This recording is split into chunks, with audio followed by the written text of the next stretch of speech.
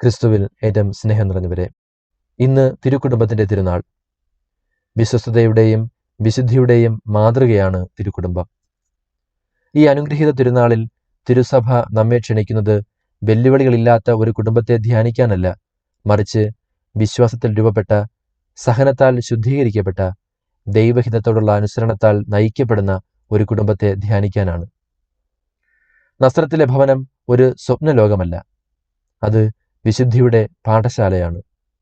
അവിടെ കുടുംബജീവിതത്തിന്റെ സാധാരണ താളങ്ങൾക്കും അസാധാരണമായ പരീക്ഷണങ്ങൾക്കും മധ്യേ വസിക്കാൻ ദൈവം തിരുമനസ്സാകുന്നു. ഒന്നാമതായി, ധാരാളം ഭീഷണികൾ നേരിടുന്ന എന്നാൽ ദൈവപരിപാലനയുള്ള കുടുംബമാണ്.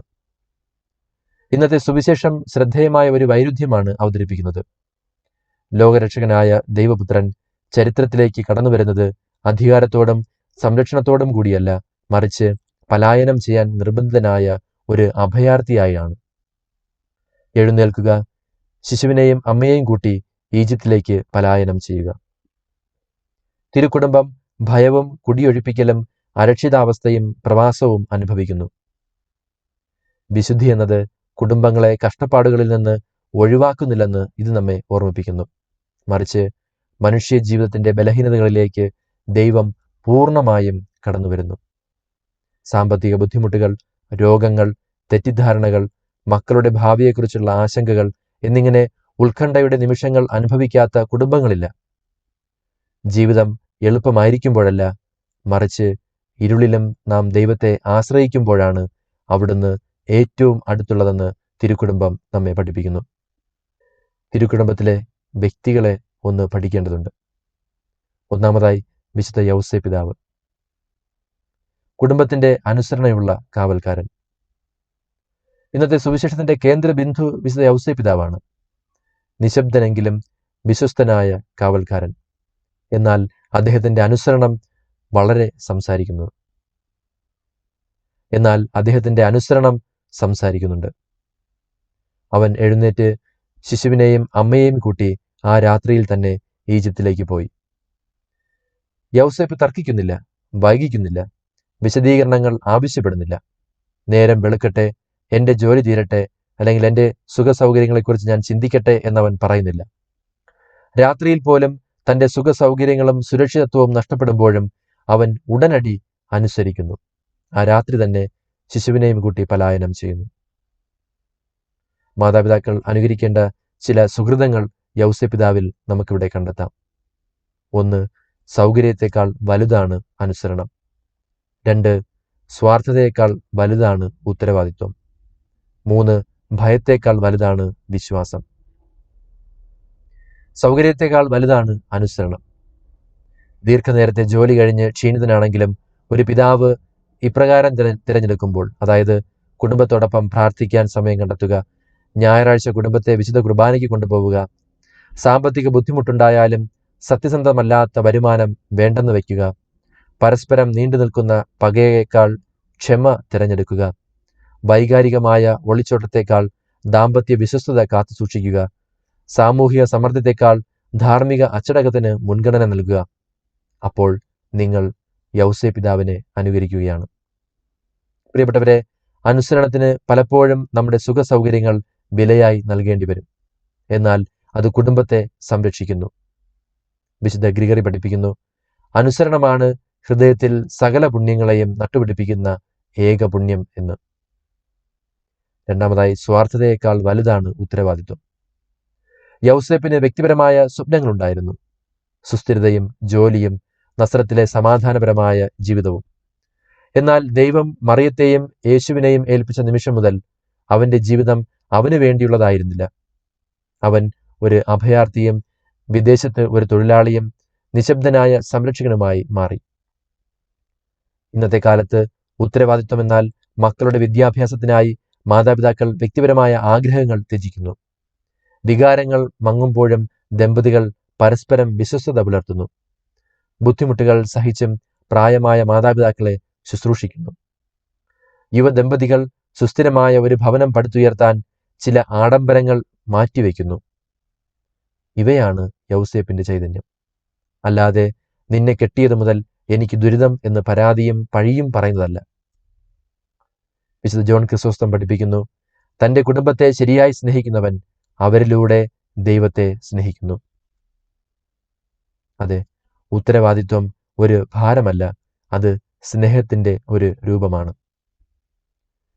മൂന്നാമതായി, ഭയത്തേക്കാൾ വലുതാണ് വിശ്വാസം. യൗസേപ്പിനും ഭയങ്ങളുണ്ടായിരുന്നു.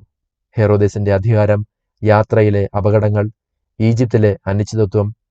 എങ്കിലും ഭയം ഒരിക്കലും അവന്റെ തീരുമാനങ്ങളെ ഭരിച്ചില്ല. വിശ്വാസമാണ് അവനെ നയിച്ചത്.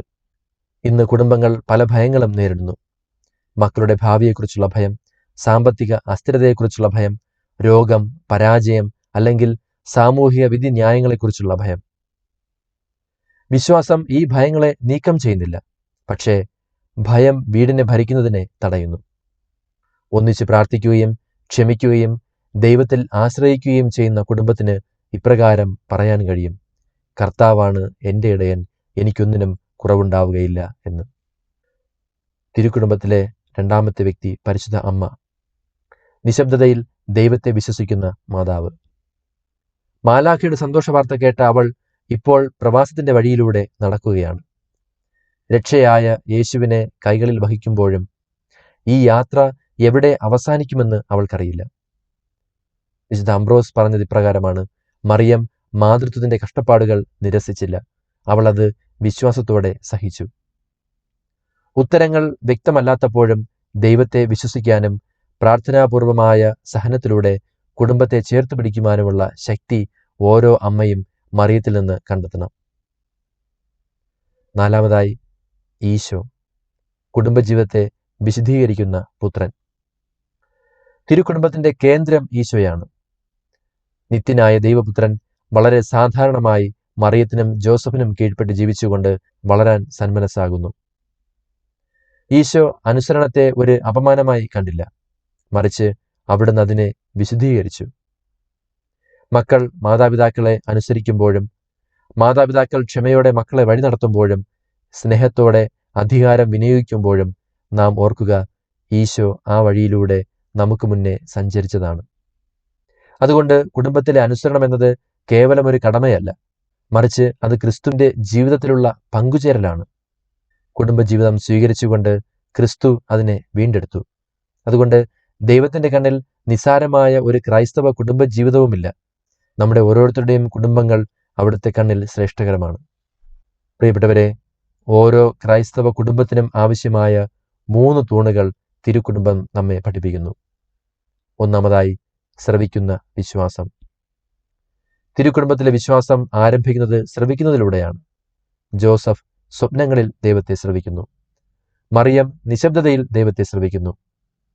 എടുത്തുചാട്ടമോ ഭയമോ സാമൂഹിക സമ്മർദ്ദങ്ങളോ അനുസരിച്ചല്ല, മറിച്ച് ദൈവവചനമനുസരിച്ചാണ് അവർ പ്രവർത്തിക്കുന്നത്.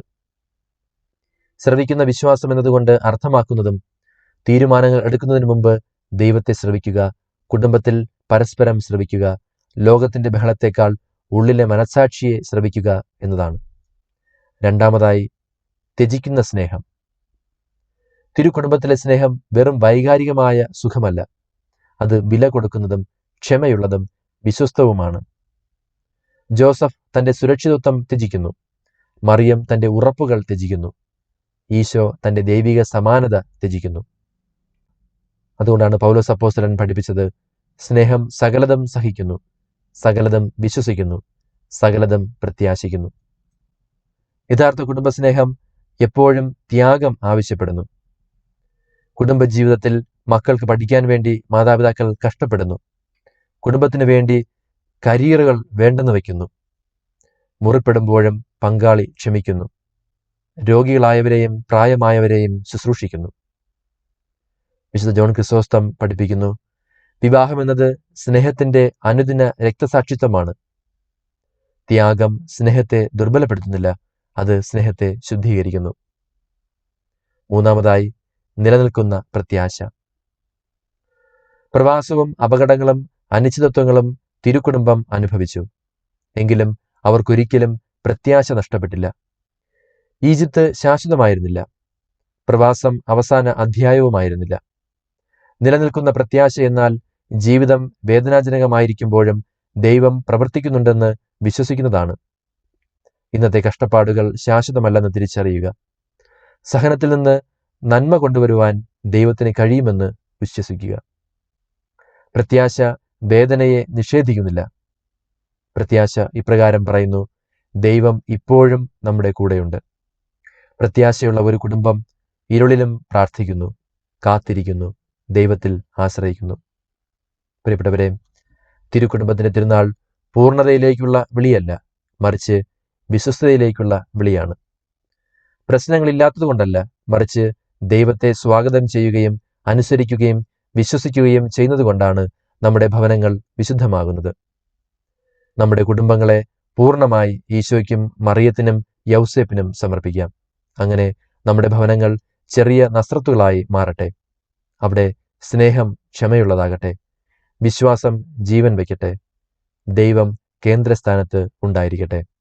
സർവശക്തനായ ദൈവം, പിതാവും പുത്രനും പരിശുദ്ധാത്മാവും നമ്മെ അനുഗ്രഹിക്കുമാറാകട്ടെ. ആമേൻ.